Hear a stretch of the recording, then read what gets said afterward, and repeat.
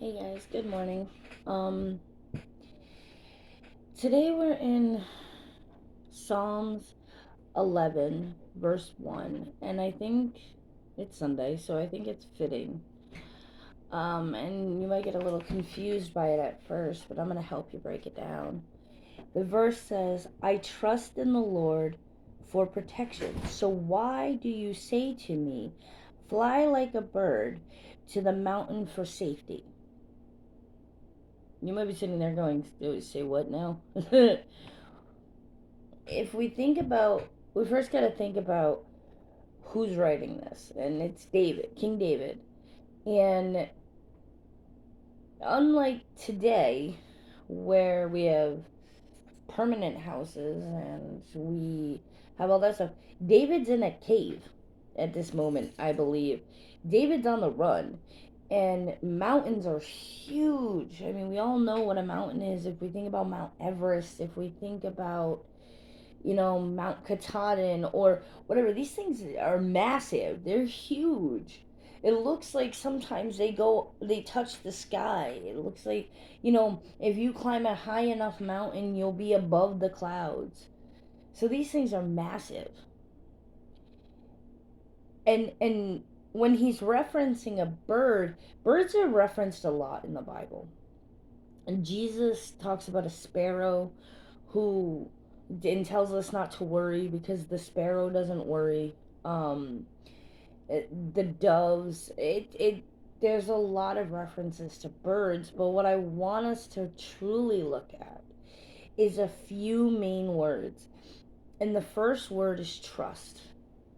The second word is safety. And the third word is protection. I put those out of order, but there's a reason.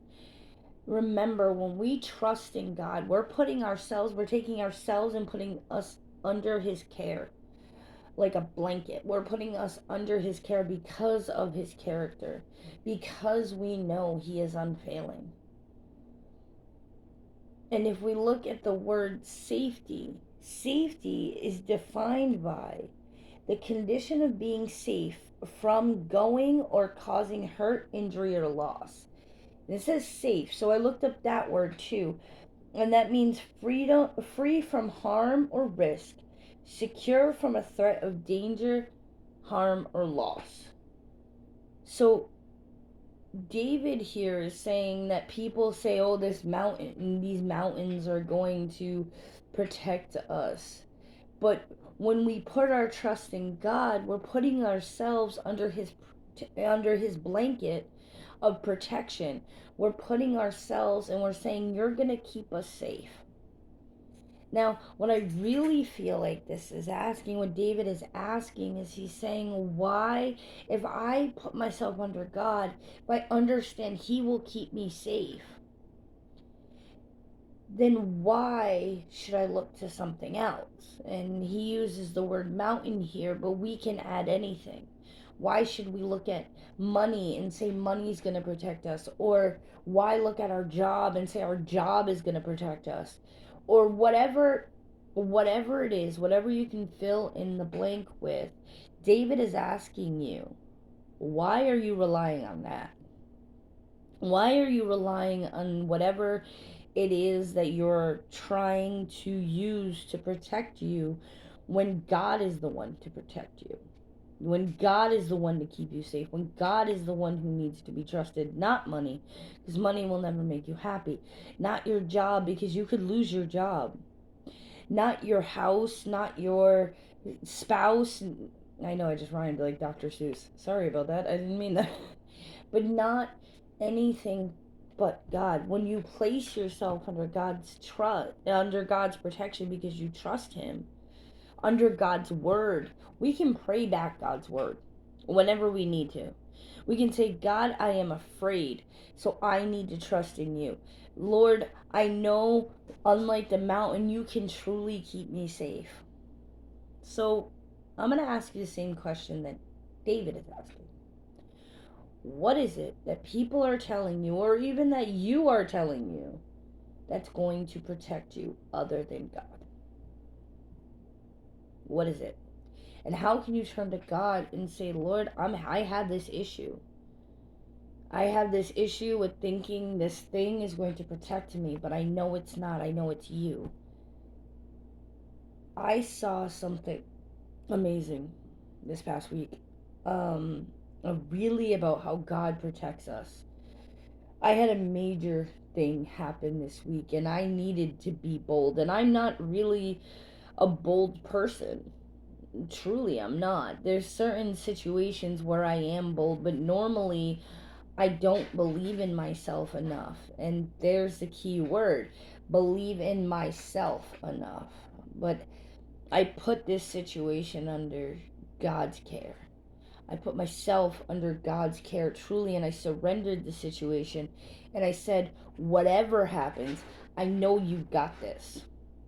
And man, was I bold. I was bold, and I stood up and I said the things that needed to be said. And I did the things that needed to be done. And I was scared. God doesn't say if you are scared, if you are afraid, if you are uncertain. He says when. When you are afraid, put your trust in me. That's what I had to do in this situation. And that's what I have to do in other situations in my life. And that's what you need to do in even the most uncertain, what seems like unforgiving situation. You got to say, okay, Lord, there's a reason. I don't know what it is. And we may never know truly what the reason for anything that happens to us is. But we have to hold on. Hold on to the fact that He is telling us He will protect us. This is another one of God's promises. That He will protect us. And sometimes it seems like He's not protecting us. Sometimes it's like, but I lost this loved one, or I lost this thing, or I didn't get the job. But we got to remember that the things that we see are just the tip of the iceberg. We don't know what's underneath the ocean.